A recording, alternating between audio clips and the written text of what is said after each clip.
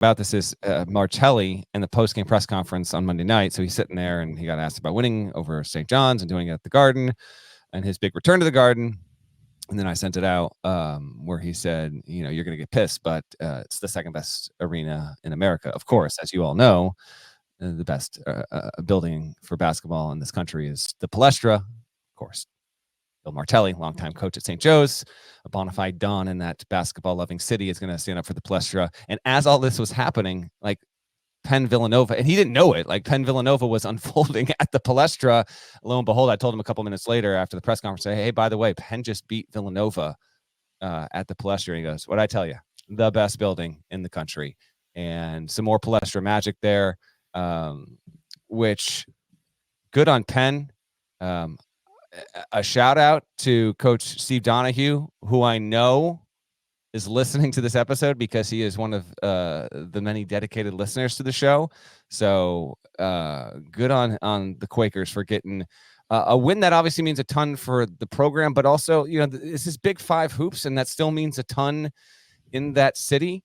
And so we're going to focus on Nova because it's the Big East program and it's going through an interesting time here with Neptune. But to get this kind of win, and Jay lost a Big Five game, I think, to Penn as well. Yeah, he did just a few years, right before, a couple years before he retired. Okay, I thought I remembered that happening. So yeah, again, this is kind of speaks to the magic of that of college basketball in that city overall. But yeah, there's reason for some concern if you're Villanova.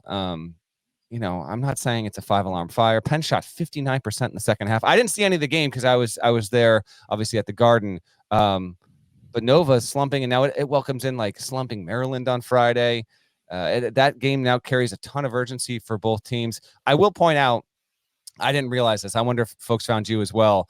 Our good buddy Kermit Roosevelt III, podcast mini legend, he works at Penn apparently. So the podcast juju, the podcast karma was on Penn's side from the get-go. Kermit Roosevelt III works at Penn. If you're unfamiliar with the story, I can't even get into it. I won't. I refuse to, but I at least want to give him a mention as well. I want to echo what you said. Happy for Steve Donahue. Love him. Great man, great coach. Happy for him, his players, for that program. I do not want to take anything away from that amazing night that they experienced. Like, there's no way to say things like, are you concerned about Villanova, without taking away from Penn's accomplishment. So I don't want to do that.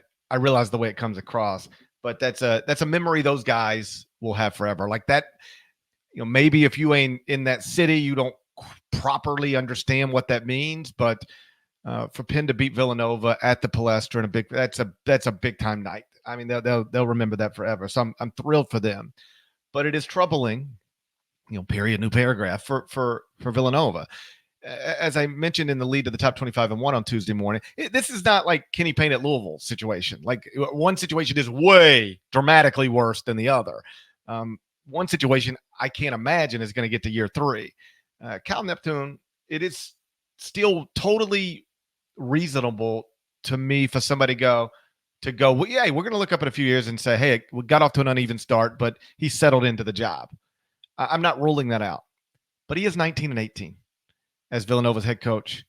Started 16th last season in the AP poll, missed the NCAA tournament, started 19th at KenPom last season, finished 51st. Yeah, injuries, all sorts of stuff, but that's disappointing. There's no getting around it. This season, you start 22nd in the AP poll, and you lose your third game of the season to Penn, which is ranked 172nd at KenPom. So with that in mind, I went and looked this up. I don't know if you saw the tweet, but this would be concerning to me if I were a Villanova fan, because this should not happen. Jay Wright's final 321 games as Villanova's coach. How many times do you think he lost to a sub 100 KenPom team in his final 321 games? What's 321? Is that just I cut it off, seasons? Right? It's you literally went back to, is it like this the cutoff, like just the middle of a random season? Or? Yeah, because then they lost to one and I started right after that. Okay, got it. How many times did they lose? So 100 or what? So it's 321 games. The final 321 games of Jay Wright's coaching career at Villanova. How many times did he lose to a sub 100 KenPom team? I'll say 2.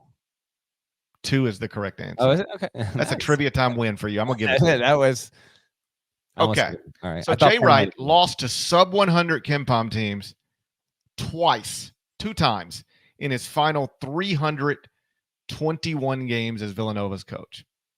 As noted, Kyle Neptune has now coached 37 games as Villanova's coach. How many times do you think he's lost to sub 100 KenPom teams? I will say, I'll say 4. 5. It's more than I was like, I don't know if it's double. It's wow. Okay. 5 and 37, 2 and 321. Yeah.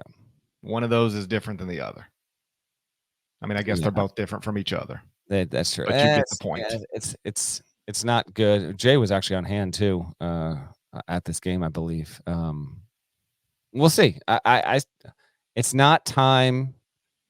I listen, the hardcore fans, I understand. Like you take a loss like this and you're like, it's time to pull the ripcord. It's not time yet, but no, I want to be clear. I'm not suggesting that. It's not. I'm not. It's clear. I'm just saying these numbers aren't pretty. I know.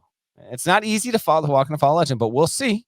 I still like the roster a ton, actually. He'll self-follow a legend. That seems to be working out. Kansas might truly be the one exception to the rule, but yes, at least in college basketball. But we'll see. It's just not going as well as it is, say, at Duke, to pick another spot where someone followed a legend. But Maryland at home, and then you get battle for Atlantis next week for Villanova. So we'll get to the Wildcats again in short order on the podcast.